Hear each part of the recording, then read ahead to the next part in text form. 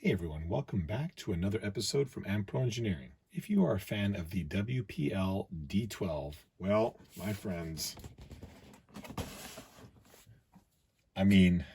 what can I say? Look at this thing.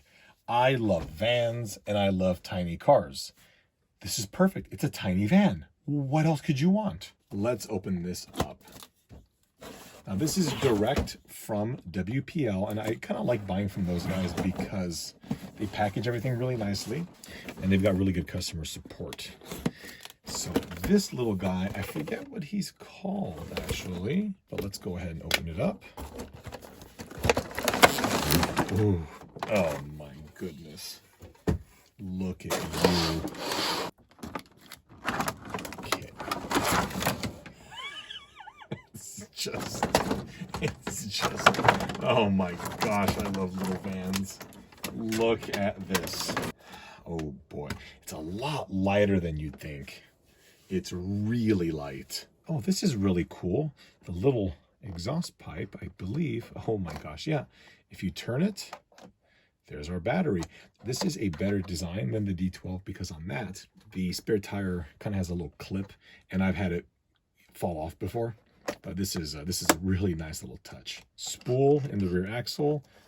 WPL has been consistently making better and better drive shafts. This one looks fantastic. I suspect these are bearings. Yeah, they are, just like the D12. So this vehicle is the D42, and it is based off of a Chinese car called the Tianjin Dafa. That vehicle, in turn, was built by license from Daihatsu, and Daihatsu basically made it as a vehicle called the Hijet. From what I've read, the vast majority of these in China were sold to the taxi industry. It's quite fitting that this one here has come in yellow. In fact, I'm just looking kind of closely here. It does appear that the front cab section and the rear passenger body have been molded as separate components. Perhaps in the future we will see this as a truck variant, or we'll see this back half, which I suspect can be fairly generic, on the front of another vehicle, perhaps the Suzuki Carry D12. So the instructions here are showing various sticker position, various component positions. In fact, let's go ahead and take a look at the components. There's quite a lot of things in here. So we have a spare leaf spring, our charger, screwdriver. This is a small taxi sign over here, which I believe would clip onto the top of the vehicle. Some decals, spare tie rod ends, door handles, grill, wipers, side view mirrors, license plate. These two, yeah, this little kind of eyebrow thingy here goes on the back for the license plate. And the grill, I see. The grill would go down there. Excellent little molded additions here. These are definitely ABS plastic. Oh, look, even got a spare universal and, oh, the little mirror metal pieces here, like the D12 had. Here's the double-sided adhesive, which will hold down the little taxi piece right there. The decal sheet is quite extensive. Looking at the instructions, it appears that a number of these decals are not used. And I'm kind of curious, on the D12, this was a sticker on the side of the bed of the truck where the battery was. These taillights are also used on the D12. I'm curious if perhaps these are going to be used on a future variant of this as a truck, or if they plan on just giving these out with all of the D-series vehicles. This is really neat because it is offering an entire instrument cluster, which the D12 did not. You've got your vent/air conditioning controls, additional window stickers here for the Chinese highway system, taillight stickers. And what I noticed as well, if you look back over here, it looks like, looking through the holes, that we have actual light buckets with LED openings. I'm uncertain if we're going to see lights for these in the future, but given all of these hole mounting locations, it's possible that we will. You can also see that a hole is located in the front for the turn signal. I believe the headlights already work. And oh, this is a very interesting detail. So if you see the side marker right here on the D12, you could look straight through the side marker and into the cab, and you'll note that it's black here. And the reason for that, I'm gonna do my best to show you. See where my finger is pointing right there? This is an inner plastic housing that is covering this piece here, which tells me that perhaps WPL will have a light kit for it, and they've gone to the trouble of actually hiding where the wiring will go, and more importantly, the glow from the LED on the inside. Very interesting little tidbit there.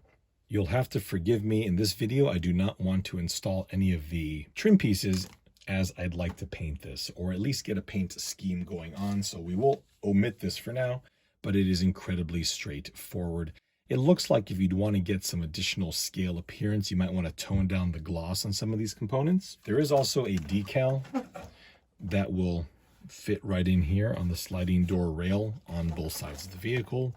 Additional little bits of detailing would be painting the fuel door as well, or I should say the fuel door cap. I would like to get this thing going, so let's start at the rear of the vehicle. Twist the little exhaust pipe, which is seriously cool. Pop that open, get our battery. So these are not lithium polymer batteries. These are lithium ion batteries, and these are good to store at around 50 to 60% charge. You don't want to store them completely flat. Let's install this, and we'll also have to install the remote batteries. This remote control is identical to that on the D12. It's a very, very straightforward, if simplistic control. There is a soft touch coating applied to it, which I'm never a huge fan of because all soft touch dies in the future, although this appears to be very, very light. The wheel feel is always really, really good, and I like the fact that I can steer it one-handed. That's really cool. You will unscrew this here and install 2 AA batteries. Then put that screw back in. All right, with the battery installed in the van, let's turn on the radio. That will flash until the van is on. There we go. It looks like our steering trim is very off. All right, we'll just adjust that using the little knob on top. Seems about right. Our steering rate can be increased using this button here. That's a lot of steering. Our throttle max can be increased with this as well, so I'll max it out here.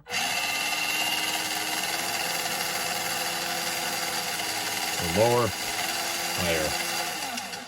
The lights are warm white LEDs, a incredibly good attention to detail there. Those are the only things that are on. I suspect the same is true at the rear. Yeah, nothing on at the rear.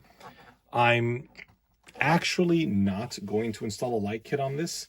Given the effort that they put into all of the lighting buckets on this thing, I am of the belief that we'll see a light kit for this in the future. I'd like to just point out one thing. It seems that the suspension is overly stiff on this. On the D12, it didn't feel this way. The rear feels good. If you ask me, the front feels too stiff. I'm not that concerned because I am going to fill the entire van with people, which I suspect will perhaps not be a good thing given the power applied, but we'll see how this thing runs. One thing to note is that this is bare yellow plastic. I would assume that, like the other WPL vehicles, at some point we will see different colors. It's a little bit disappointing to see that this is just injection molded yellow and not painted, as the WPL D12s were painted, at least the white or kind of off-white and silver ones. I don't know about the pink and the other color variations. Yeah, it's just kind of disappointing. As you can see, if I kind of aim the car a bit higher, I don't like this shadowing effect here. This is a problem if you want to paint the car, or maybe even paint the inside black or something. You are going to darken these panels. So in order to do this properly, you're going to have to paint the inside of this white if you want to have black door panels, which is a little bit annoying, but anyway, it is what it is. Let's compare this little guy to his brother, the D12. As I mentioned, I love the D12. This thing is one of my most used RC cars. I use it all the time. I absolutely adore it. And I apologize if I continue to beat that dead horse, but I love this thing. In terms of size, there's, again, no surprise here. We have the, well, the wheelbase is in fact different. I'll be damned. So I'm really surprised to see this. This wheelbase is actually less than this wheelbase. I'm very surprised. Okay, I guess that's perhaps more scale. It's really surprising that WPL went to that effort of making that amount of changes to make this van variant. So this is a bit stubbier. I thought it was just looking stubbier given the added height, but no. it actually is. It's a shorter vehicle. These are both 1/10 scale, and that is simply a testament to how tiny the actual vehicle is. It's a K car, and that's KEI, not a Plymouth Reliant. In terms of usability, you probably go with the D12. I use this quite often to put stuff in. That's not going to be the case here with the D42. What you can do is have a ball putting people and such in here. You can paint the windows up and give this a panel van look. I suspect that the number of custom builds we're going to see with this is going to be absolutely astronomical. Since I've got this here WPL based van, let's go ahead and show off, let's compare it to another WPL van that I've made over here. So just a side note here, the Tamiya lunchbox body, which is this one here, is claimed to have been 1/12 scale. I'm more akin to thinking that this is a 1/14 or perhaps even smaller scale. The length, this guy is actually longer than the Tamiya lunchbox body. I would say that the bottom parts of the bodies are about the same height. So you can see that this has considerable bulk over this vehicle. And if you're thinking that you want to put this on a Tamiya CW01 chassis, just note that this wheelbase is less than the custom Ampro wheelbase. You can see that there. Sorry, I can't move the phone up there. It's quite a lot less. Perhaps this parked on a WRO2 chassis. I'm done talking. Let's drive this. I'm gonna do a little bit of driving out behind the warehouse over here at the office. So don't expect crazy stuff, but there goes the van.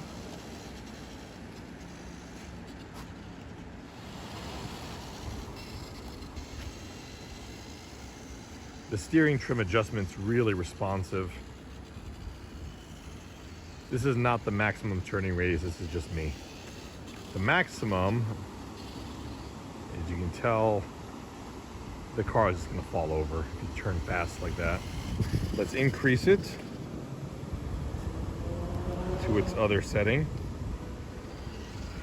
God, it's basically turning on its own axis.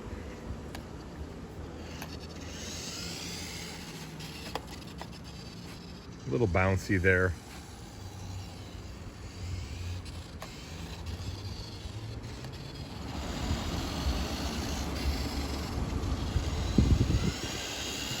Full speed. It was full speed.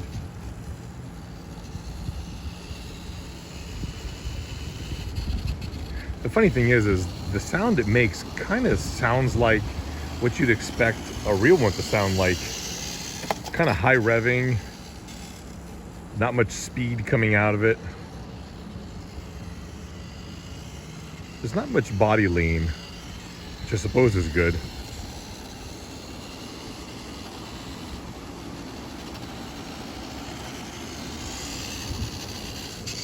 Let's pop it into high speed now.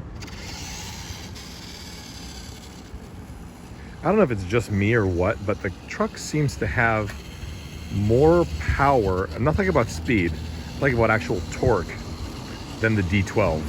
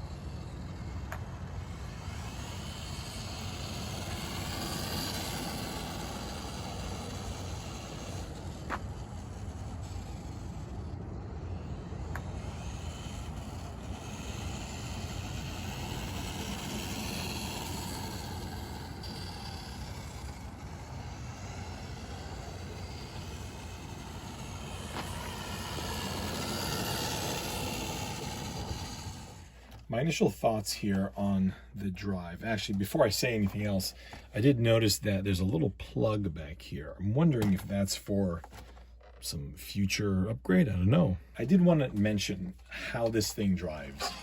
When you're driving it straight, it goes right along beautifully, no problems at all.